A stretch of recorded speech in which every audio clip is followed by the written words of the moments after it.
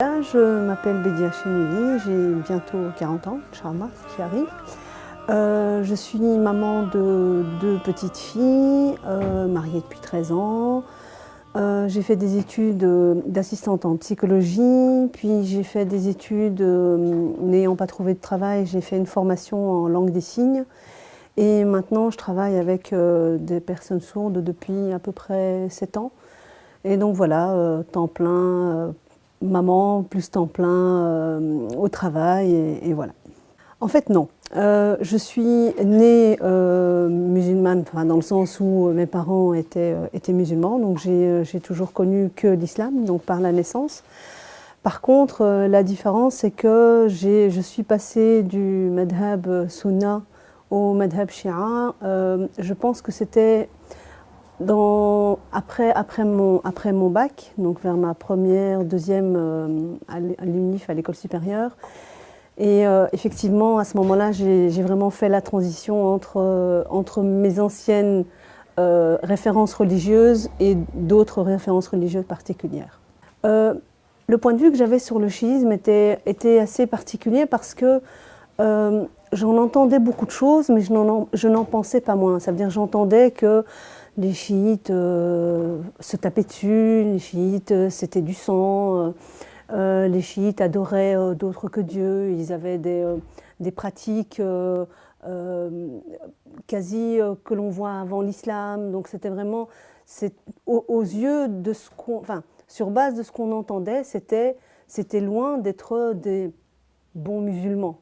Et donc c'est tout ce qu'on avait. Et il y avait cette crainte de se dire, mais comment est-ce qu'on peut faire des choses comme celles que l'on voit par exemple très souvent, trop souvent sur Internet, notamment la flagellation, l'autoflagellation, des choses comme ça.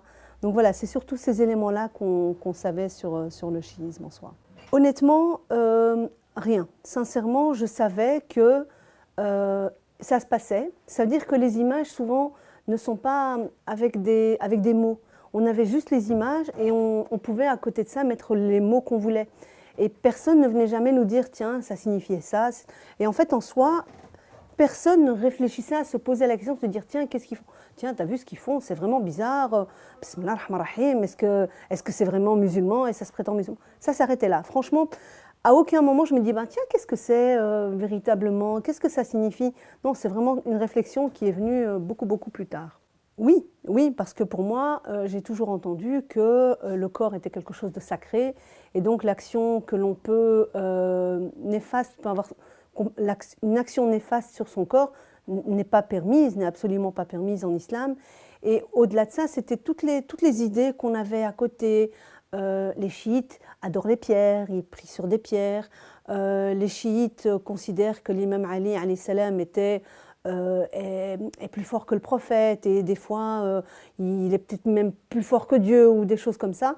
Et donc pour nous c'était quasi chiite, mouchrik. C'était presque, voilà, l'un était égal à l'autre. Alors moi je crois que ma conversion est arrivée avec l'ère Internet. Pourquoi? Parce que, donc comme j'ai dit, j'avais fini ma 6e secondaire, donc mon bac, je suis passée à l'école supérieure, et là on a commencé le chat, les forums, les choses comme ça. Et donc c'était quelque chose de neuf et j'avais envie de savoir ce que c'était. Et on a été sur des sites à ce moment-là, donc il y avait des sites islamiques, et je me souviens c'était oumma.com, et on discutait avec des gens sur différents sujets. Et certains d'entre eux, des personnes qui étaient en face, c'était des personnes chiites.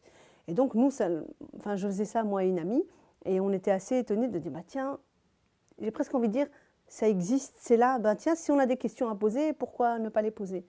Parallèlement à ça, on rencontrait donc des gens chiites, on rencontrait aussi des soufis, donc des gens qui avaient des réflexions et des idéologies soufis. Et donc eux, c'est surtout vers ce côté-là que je me suis dirigée au début, donc sur le soufisme, et ça m'a permis d'avoir des références bibliographiques. Donc j'ai lu Jalal Rumi, Al-Hallaj, des histoires comme ça. Et donc je découvrais ce qu'était la religion à travers le concept de l'amour. C'était quelque chose qui jusqu'ici n'était pas du tout abordé dans le cadre du sunnisme. Vous savez, le sunnisme, c'est très rigoriste. Il faut faire, parce qu'il faut faire, parce que les règles, ce sont les règles. Et voilà, c'est carré. Et je me souviens que parfois je me disais, aujourd'hui je vais faire une soirée musulmane. Je vais prendre un livre de hadith et je vais lire de la première jusqu'au 5e chapitre. Et en lisant, il y avait à chaque fois des contradictions flagrantes. L'un disait c'est bon, l'autre disait c'est pas bon. Pourtant l'un était une personne de référence, l'autre était aussi une personne. Donc il y avait vraiment des choses qui n'allaient pas. Et je me dis mais non, l'un il dit c'est bien. Donc voilà, ça ne passait pas. Et donc tout ça, ça posait questionnement. Et donc par la suite, comme je vous ai dit, on a commencé à lire beaucoup, en tout cas sur le soufisme. Et là, on a découvert moi, personnellement, j'ai découvert une histoire qui disait, brièvement, j'ai plus vraiment les termes, c'était « Si aimer la famille du prophète fait de moi un mouchrik, alors je suis un mouchrik ». Et donc, alors que c'était de quelqu'un qui était véritablement une référence dans la position sunnite, à savoir l'imam Ahmad ibn Hanbal. Et donc je me dis, bah, tiens, et c'est qui, pourquoi à ce point-là, cet amour pour ces gens peut faire qu'une personne qui a une telle valeur en islam accepte qu'on le considère comme étant mouchrik. Et donc c'est comme ça, donc cet intérêt pour l'amour, cet intérêt pour considérer que l'amour peut rapprocher d'Allah subhanahu wa ta'ala, c'est un concept qui était vraiment, en tout cas pour moi, révolutionnaire, dont j'avais jamais entendu parler. Et donc voilà, c'est comme ça que le soufisme, les recherches sur base du soufisme m'ont amené à bifurquer sur des recherches sur le chiisme. Et effectivement, c'est la lecture. La première chose que j'ai lue, c'était Tabari, donc l'histoire de Tabari, et notamment l'après Ashura, et Ashura aussi. Et là, franchement, je n'en revenais pas. Là, honnêtement, c'était incroyable. Alors, il faut savoir que, personnellement, j'ai un papa qui est imam, j'ai un papa qui est directeur d'une mosquée, et donc, la religion, on a baigné dedans. Ça veut dire que quand mon papa, quand c'était le ramadan, par exemple, après avoir mangé, mon père allait prier, et nous, on était tous derrière en train de prier. Donc, mon papa connaît Stin Hisseb, mon papa, effectivement, connaît beaucoup de gens, donc c'était beaucoup ma référence. Et quand j'ai lu ce livre, et que je me dis, cette histoire-là est tellement incroyable, elle est tellement énorme, ça veut dire c'est le scoop du siècle, et il n'y a personne qui nous le dit. Moi, j'avais toujours entendu que le prophète, sallallahu alayhi wa sallam, quand il était en train de prier, ses petits-enfants venaient sur son dos, montaient sur son dos, et pour l'amour de ses enfants, il les laissait redescendre. C'est tout. C'est le seul hadith qu'on l'entendait vaguement sur le petit-fils du prophète. Donc moi, honnêtement, je pensais qu'ils ont dû mourir à l'âge de 4-5 ans, c'est tout. Là, j'apprends que ce n'est pas vrai, qu'ils ont vécu jusqu'à un certain âge, qu'ils ont une histoire énorme, une contribution énorme à la culture islamique, et qu'en plus, ils ont été assassinés aussi sauvagement que ça, sans aucune impunité. Je veux dire, il n'y a personne qui dit... On a presque envie de dire, il y a une caméra, vous mentez, c'est pas possible. Personne ne dit rien et c'est aussi gros que ça. Et voilà, donc après... j'ai commencé vraiment à chercher, j'ai commencé à lire des livres, j'ai commencé à aller là où je n'osais pas aller avant en me disant mais quand même c'est difficile. Et je me souviens qu'une fois j'ai trouvé un livre, j'avais trouvé un recueil d'invocations, donc c'était Mafatih al-Jinan, et je l'ai montré à mon père. Je lui ai dit tiens papa, tu penses quoi de ce livre? Parce que mon papa est donc ma référence. Et en le feuilletant, il m'a dit à mon avis ça c'est un livre chiite. Je lui ai dit pourquoi? Comment tu sais? Il me dit parce qu'il n'y a pas Abou Bakr, il n'y a pas Omar, il n'y a pas Uthman, donc ça doit être un livre chiite. Et tout ce qu'il m'a dit, c'était fais attention. Fais attention, il me dit surveille, fais attention, de ce groupe de personnes. Voilà. Et puis voilà, petit à petit, ça m'a ouvert à une autre vision. Ça m'a ouvert les yeux sur le principe de vérifier l'information aussi. Donc ce qu'il y a, c'est quand on est étudiante, j'avais des cours de méthodologie, et donc dans les cours de méthodologie, il y avait la validité de l'information, il y avait différents critères pour s'assurer qu'une information était bonne. Et là, je tombais des nues en me disant, mais c'est vrai qu'il y a plein de choses qu'on entend, sans vraiment les entendre, mais qui parviennent quand même à destination, à savoir, celui-là est bon, celui-là est mauvais, celui-là pas tellement. Et donc là, à nous de vraiment, à moi en tout cas, d'aller chercher qu'est-ce que l'on dit derrière. Et c'est comme ça qu'effectivement, J'avais un autre regard sur les choses.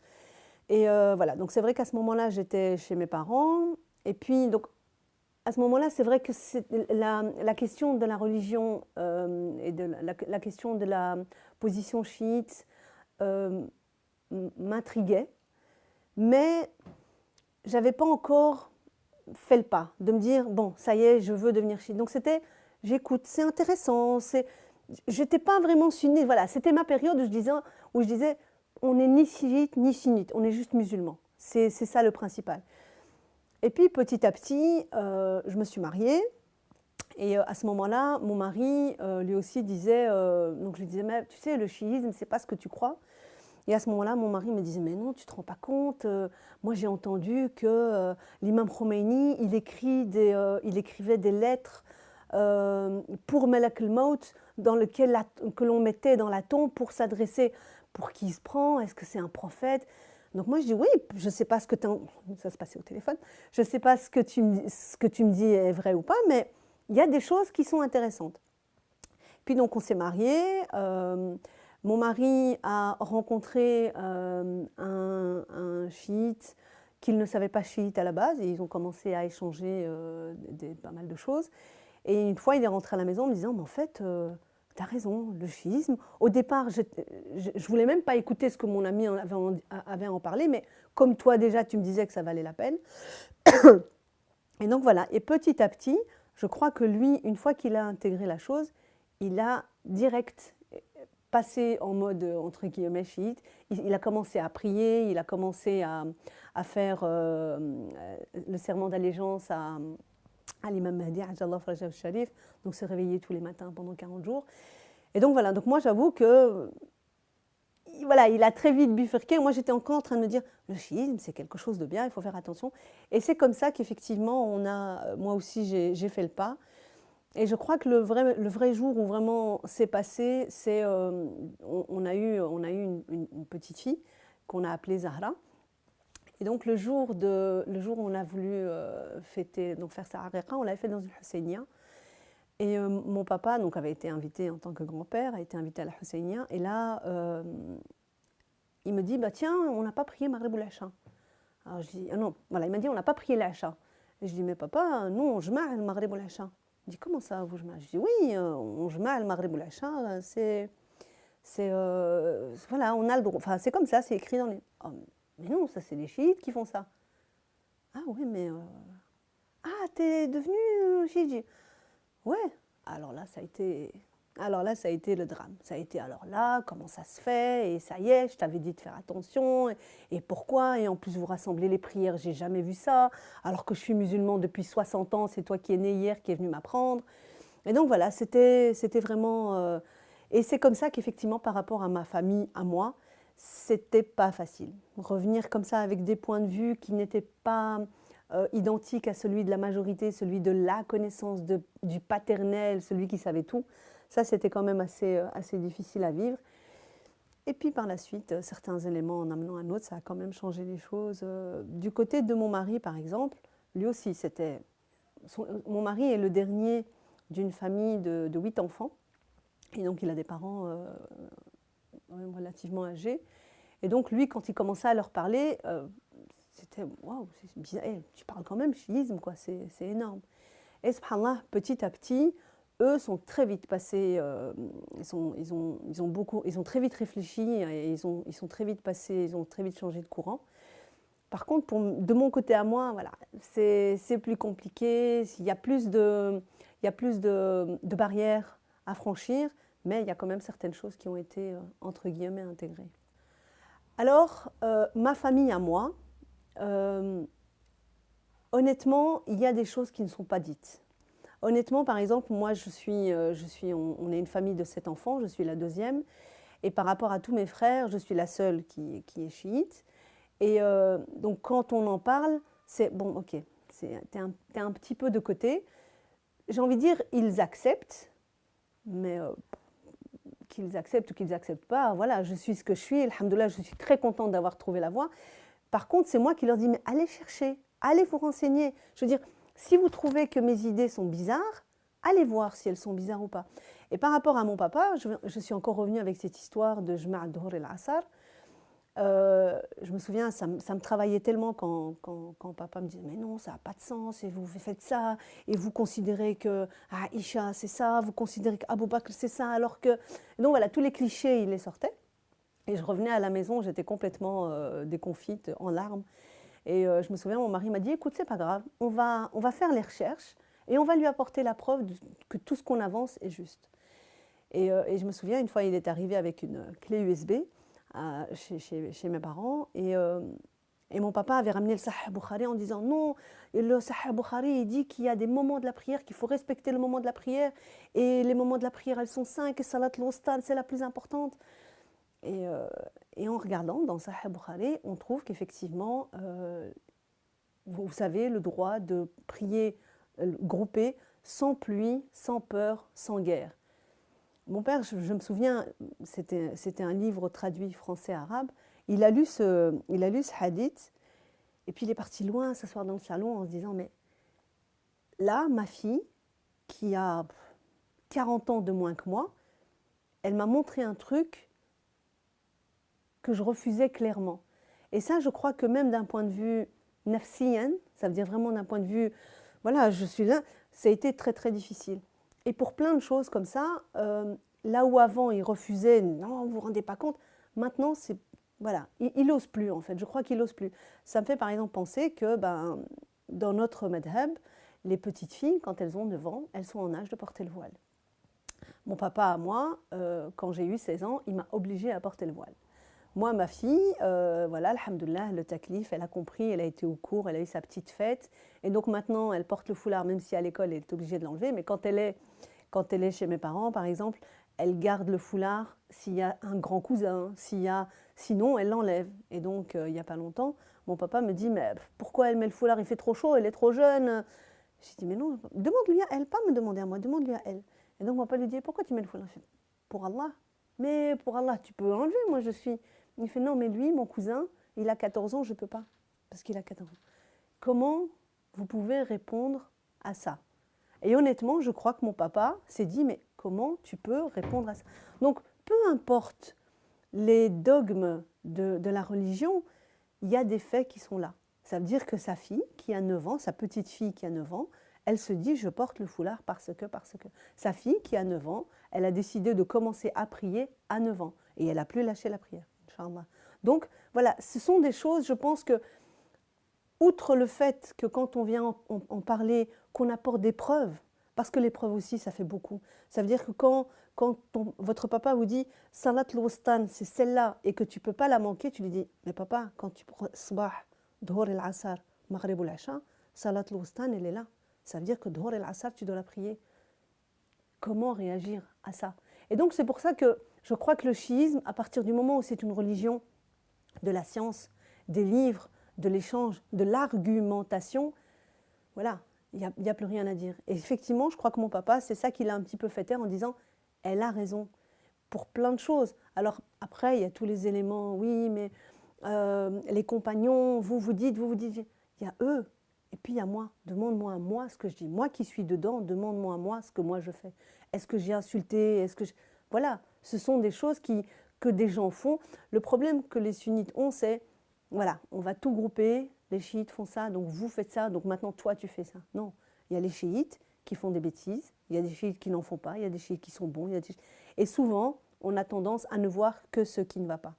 Tout comme dans la communauté sunnite. Voilà, il y a le wahhabiyya, il y a les musulmans, il y a les moins musulmans, il y a les modérés, il y a les pas modérés du tout. Et donc, ceux qu'on va voir, ça va être évidemment les pires. Et ben, c'est comme ça que ça se passe. Et je crois que petit à petit, mon père a intégré certaines choses. Mais pour moi, le chapitre de mon papa, voilà, il y a encore des choses à faire. Et je crois que je ne lui donne pas très très longtemps pour passer de l'autre côté. Mais c'est Inch'Allah, ça sera pour bientôt. Alors, moi, je crois que c'est le principe, comment je vais appeler ça? Je crois que chacun est porteur de ses propres erreurs, dans un premier temps. Donc, que ce soit les compagnons ou autres, devant Allah subhanahu wa ta'ala, ils vont devoir répondre de leurs actes, leurs bons actes comme leurs mauvais. Et puis, il y a les conséquences de ces actes-là. Donc, à partir du moment où moi, seul, je commets une erreur, j'en assume la responsabilité. Mais en fait, je crois que ils ont l'avantage, enfin, pour moi, les compagnons ont l'avantage de la place. Donc, ils étaient à côté du prophète. Le fait d'être à côté du prophète, pour certains, signifie un grade. D'accord? Alors, à partir du moment où on est à côté de ce prophète et qu'on s'octroie ce grade, il faut faire très attention. C'est-à-dire que, comme je vous l'ai dit, si une personne commet une faute, elle doit assumer sa faute. Mais quand une personne a un statut d'exemple, cette faute-là, elle est multipliée. Donc, pour moi, peu importe la personne qui est à côté et qui fait cette faute, à partir du moment où tous les regards sont braqués sur soi et on sait qu'on est un exemple, ces fautes-là, elles vont avoir des conséquences énormes. Et je crois que c'est là le problème. On nous reproche beaucoup, à nous chiites, le culte de la personnalité. On ne se rend pas compte un instant du culte de la personnalité qu'il y a du côté sunnite. Et je crois que à partir du moment où on acceptera de démystifier la sainteté de certaines personnes, peut-être juste accepter qu'ils ont fait des erreurs, les gens pourront un petit peu avancer. Donc je pense que moi, ma position par rapport aux compagnons, c'est ils ont fait des erreurs qui ont eu des conséquences énormes. Ça s'arrête là. Moi, maintenant, j'ai compris. Maintenant, il y a toutes les autres personnes qui suivent aveuglément. Je crois que ce soit un compagnon ou un autre qui ait commis une quelconque action, elle les concerne. Mais les millions de gens qui suivent ont aussi la faculté de réfléchir, la faculté de penser, la faculté d'agir sur eux-mêmes. Donc à eux aussi incombe la responsabilité de ce qu'ils font. Les phénomènes de société ont effectivement un impact, la manière dont voilà, le wahhabisme, ça a effectivement des conséquences. Et puis il y a l'un, puis il y a qu'est-ce qu'on fait, qu'est-ce qu'on dit. Et là, voilà, c'est quand même assez particulier à décrire dans le contexte actuel, parce que je pense qu'il y a quand même une grosse implication dans la situation déplorable du monde actuel. Alors par rapport à la discrimination chiite, sunnite, honnêtement, je suis quelqu'un entre guillemets très sociable. Donc j'ai beaucoup d'amis, j'ai beaucoup d'échanges, j'ai beaucoup de choses. Et donc, si on parle de discrimination sunnite, chiite, il y a effectivement un malaise. Donc c'est-à-dire qu'on ne peut pas être ce qu'on veut être quand on est dans un milieu sunnite. On peut pas penser. Par exemple, j'ai du respect pour beaucoup de gens, mais quand on est dans un milieu où effectivement, voilà, on vous dit celui-là est bon, celui-là est bon, celui-là est bon, celui-là est bon, et en fait on se dit mais vous vous rendez pas compte, il y a plein de choses qui sont mauvaises, on s'empêche de dire des choses. Et donc ma liberté, pour ne pas réduire la tienne, m'empêche de parler. Donc pour ne pas te froisser, je préfère ne rien dire. Et pour certaines choses, voilà, on ne dit rien, et puis ça finit par oui, mais de toute façon, toi t'es chiite, oui, mais de toute façon, chez vous, oui, mais tout. Voilà, et c'est comme ça que d'une certaine façon, on se sent un peu discriminé dans notre façon d'être.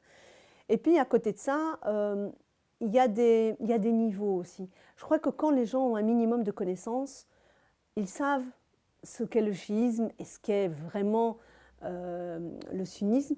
Et puis, il y a des gens qui n'en ont absolument aucune connaissance, et là, c'est grave. Ce sont ces gens-là où tu peux effectivement t'inquiéter pour toi et pour ton intégrité physique. Donc, par exemple, moi, quand je me retrouve dans un endroit où je vois que c'est des rigoristes dans certaines mosquées ici à Bruxelles, si jamais, je me dis, si jamais ces gens-là savent que je suis chiite, voilà, je sais que ça pourrait très mal se passer. Et donc, moi, de mon côté à moi, c'est le genre d'endroit où je n'envisagerais même pas d'aller mettre les pieds, pour la bonne et simple raison que, bon, je n'ai rien à apprendre, en tout cas d'eux, mais parce que voilà, je sens que la haine, elle est de plus en plus palpable. La haine, elle est de plus en plus palpable par des gens qui n'ont aucune connaissance de ce que c'est. Alors le pire, c'est quand vous êtes sur les réseaux sociaux. Sur les réseaux sociaux, on n'ose pas dire ce qu'on pense. Sur les réseaux sociaux, on entend souvent des choses qui sont dites sur telle ou telle action chiite ou rawafid ou des choses comme ça. Et on se dit, mais si jamais je dis que moi, je suis comme ça, comment est-ce que les gens vont réagir? Est-ce qu'il faudra à chaque fois devoir expliquer, justifier? Non, parce que ce qu'on lit et ce qu'on voit est tellement navrant qu'on se dit en fait ce serait vraiment perdre du temps et que c'est vraiment en soi la mauvaise foi et que c'est ce genre de façon de penser là qui peut amener à des drames comme on en a connu ici à Bruxelles. En fait, ce que je fais, c'est pas que je... Enfin, c'est peut-être le verre à moitié plein ou à moitié vide, mais dans ma vision, je ne cache pas que je suis chiite. C'est juste que je ne le dis pas. C'est-à-dire qu'à partir du moment où on me posera la question, je dirais oui, 3000%. Mais autant qu'on ne me la pose pas, je me dis, les gens ne sont pas prêts en fait. Les gens ne sont pas prêts à savoir que le chiisme, c'est pas loin, c'est pas en Iran, c'est pas en Irak, c'est pas au Liban, c'est ici, c'est aussi ici, c'est aussi au Maroc, c'est aussi en Belgique, c'est aussi en France. Et j'espère que avec ce qui se passe pour l'instant, on va au moins, au minimum, poser la question. Au moins demander c'est quoi, t'es qui et qu'est-ce que ça veut dire. Parce que je crois que pour avoir des réponses, il faut poser des questions et il faut être prêt. Ben, écoute, peut-être que je suis dans une bulle.